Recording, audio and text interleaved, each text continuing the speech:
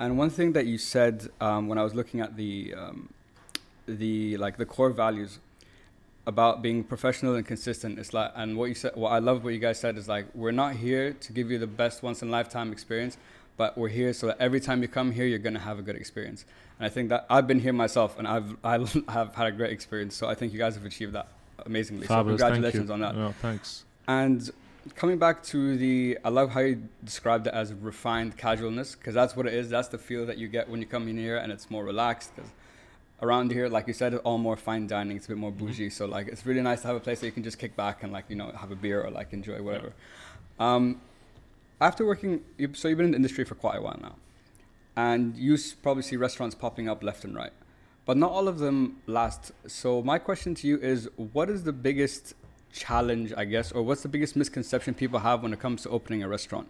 Because a lot of the times it's typically, at least in my experience, correct me if I'm wrong, the ones you hear about are the big fine dining places and so on, and those require such a heavy investment for a market that is so difficult to like crack. So are people looking at it in the right way, or do you have a different take on it? What would you say?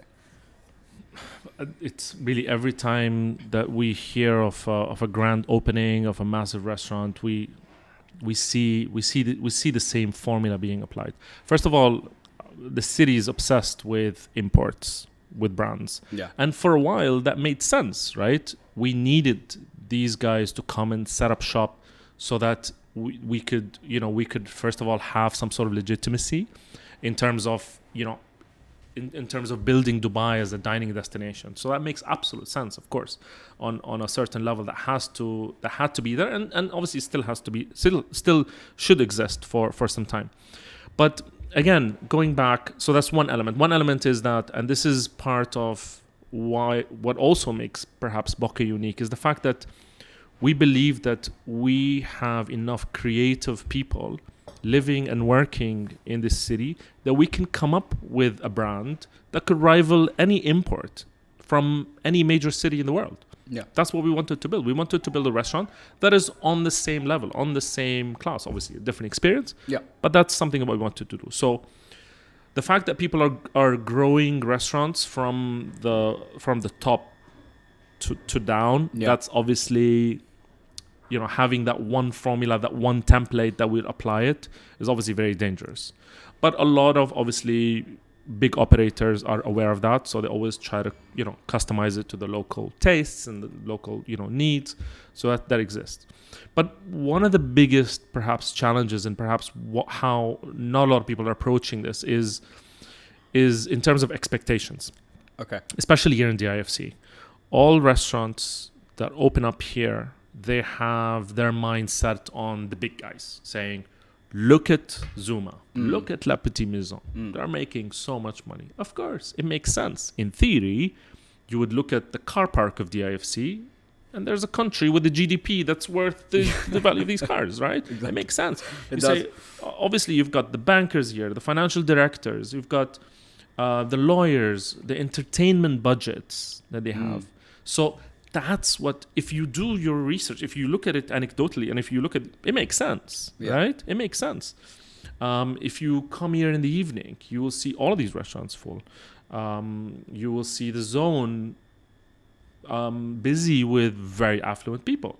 So you say, I've got to have my restaurant here, and I've got to offer the best Italian cuisine or the best Japanese cuisine or whatever it is, and offer fine dining, because I know fine dining. That's one of the biggest things in F&B, is that most restaurateurs open because they think they know fine dining and on how to dine. Yeah. But that doesn't necessarily translate into a successful business or a business that will stay longer. Yeah. So then comes the expectation part, which I'm talking about. Saying, we're going to open, we're going to be busy. Of course, we're going to be busy. We're going to hire, the PR company that's going to, fill in the seats. We're going to get influencers, and we're going to start rolling. What a lot of restaurants forget is that that's really the first 6 months to I would say 1 year needs to be part of the investment. So when you have the wrong expectations, you open a restaurant, you've invested so far 20 million dirhams, 30 million dirhams. Yeah. And I'm talking about numbers of restaurants that I've seen here in front of me Yeah. over and over in fantastic locations, shut door. Yeah.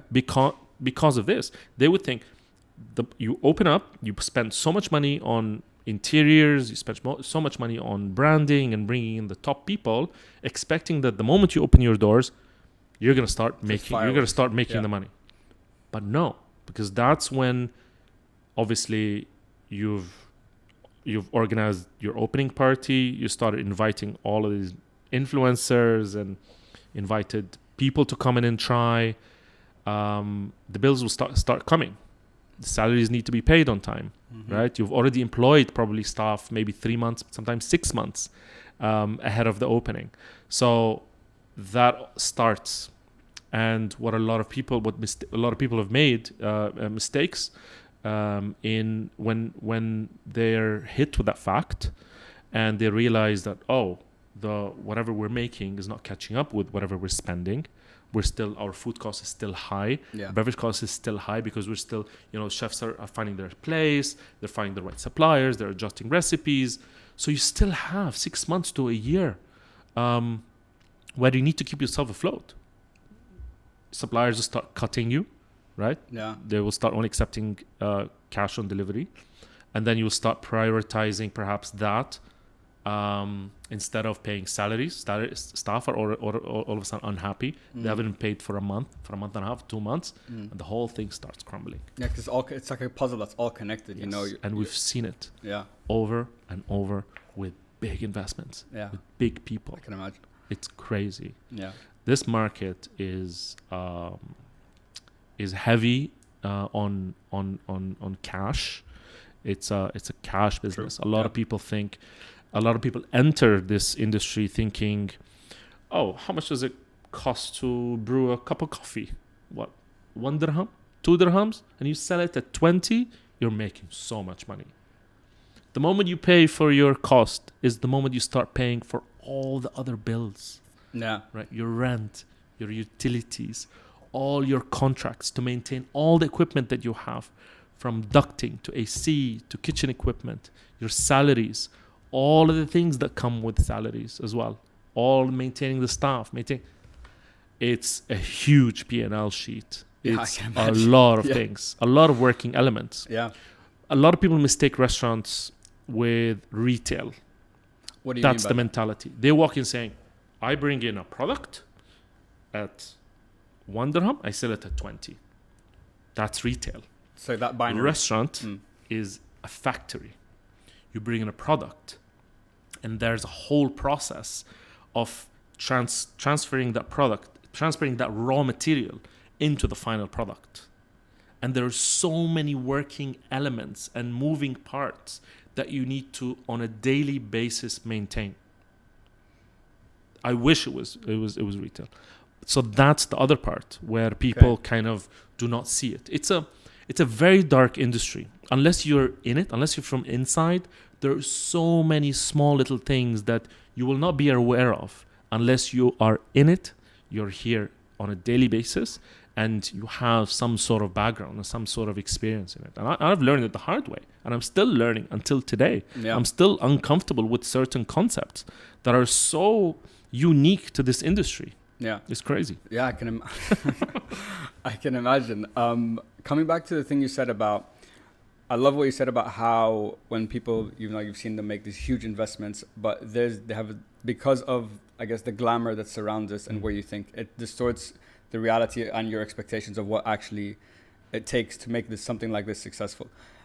But you said, remember we said like it takes maybe they need 6 months, 3 months. They've like hired people before they even start. Do you think one of the mistakes people make is they're not taking enough time to really understand what something like this will entail, and they're just this vision and all be great and whatever, and everyone just kind of like the investors and the probably founders just go along with it without really taking the time to really understand what are all these little moving parts that you talked about that are going to need this to work? Absolutely. Yeah. Absolutely. Definitely. In terms of time and in terms of having the right people on board to understand all these small things. I'll give you like a quick example. Sure. And it's something that we fell into. So the time that it took us to build Boca was definitely almost double the time that we were supposed to. We were delayed. We were supposed to open within 9 months. It took us 18 months to open. Wow, yeah. Okay. And it was because of things like that. Because we thought that we had all the elements on board. We had the right brand, we had the right approvals, initial approvals from the authorities, from the landlord. We had people starting to come on board, and I thought with my project management skills that I'm able to keep track in all of them. But obviously the things that set us back are the things that we had no idea that they were even up for discussion. Simple things in restaurant. When you're building a restaurant, before you even start talking about the brand or the cuisine or what you're going to serve or what the experience is like, you have to have the basics in place. Your mechanical and electrical and plumbing works in place. What I mean by that is that when we were given this space, even after we inherited from the previous restaurant, the space was initially built to be an art gallery. Okay. What does that mean? That means that, yes, maybe the space will look great and you can do something with it. But what it means in terms of electricity? That means that if I plugged in one coffee machine, I would have consumed all the electricity that was set for this space. Yeah. AC power was not enough to cool the entire space. It was not enough to cope with just the amount of equipment that were meant to come in to produce the food that we wanted to produce. So before you build any restaurant, these are all calculations and numbers and figures. It's a clear science. Yeah. And you have people who do this for you. If you have the right consultants on the job, if you have the right contractor on the job, they will come in and say, okay, give me the list of equipment that you need. And it's something that goes back and forth. It's like kind of the chicken and the egg. So, for example, I was asked by the consultants to give me the list of equipment that we wanted to have in the restaurant and the maximum capacity of people that we had in the restaurant, whether they're going to be smoking or not, way before we put a single nail.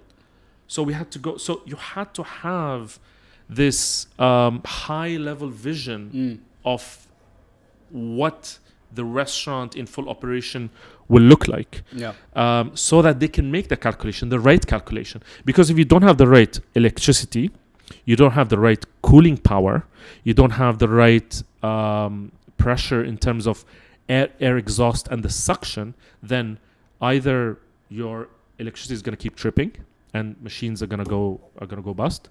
People are going to be sitting in the middle of summer, sweating in their seats, uncomfortable. Yeah. Or you're going to smell smoke in the entire restaurant no matter what. Or you're going to have smoke in the service room because your kitchen exhaust cannot cope. So imagine us walking into Gate Village 6 here in DIFC when in the building there's one fan on the roof, there's one cable of power going into the building, and there's one pipe that's feeding chilled water. And those three are shared with just the biggest restaurant in the city, right? Zuma. So they've got their thing rolling. And that's, again, if we branch there into that discussion, a lot of people ask, why is Zuma so successful? Why are these restaurants so successful? You've got the operator who walked in when they were laying the foundations of Gate Village 6 to say, I want my valet to pick up people. I want my elevator to pick up people from the street. That is for the restaurant. I want to throw air from my kitchen. They have two Robata grills. They have two grills. You know, amounts of suction power that you need. They need that fan to be at X amount of power, and I need to consume at least 90% of it. I need to be able to throw air on this level in the basement. I need this. So before they even were talking about service or restaurant, they were laying the right foundations for a successful restaurant. And that's what a lot of people don't see. A lot of people say, give me any space in DIFC, please. There's a queue at DIFC asking for locations because people think that the moment you set up a restaurant, any brand, on a fine dining level, then you're going to make it. Yeah. And we've seen how that is not true. That doesn't play out. So that's really important before, anyone starts talking about the type of cuisine or the brand or which chef to put in. That space, that location is not just about the address, but it's about what the space offers you. Exactly. In terms of all of these things to help you operate a proper restaurant. Yeah. Right cooling, the right amount of exhaust for whatever you're going to be cooking in the kitchen, and to keep the air fresh inside the restaurant. Obviously, the right electricity and the right connections, the right plumbing. Yeah. So it's kind of like, first of all, I never knew that. I never considered it from that way because I thought, and I love that you used the Zuma example because I agree that is probably one of the most successful restaurants, if not the most successful in the city. And I always thought, like, because I've been many times, oh, it's just great food, great service, blah, blah, blah. But I never considered all the things that go behind it and the fact that the guy actually went when the foundation was being laid so you could be that technical and that targeted with what you need. So it's kind of like, it's almost like you're building a building. Like a restaurant, almost like the same analogy. You know, you have to put in the foundation before you pick out like what type of glass, how tall is it going to be, all that kind of stuff. You need whatever the space is to understand what we need to do, how do we need to build this before we can move on. That's really, really interesting. I never considered that before. Yeah.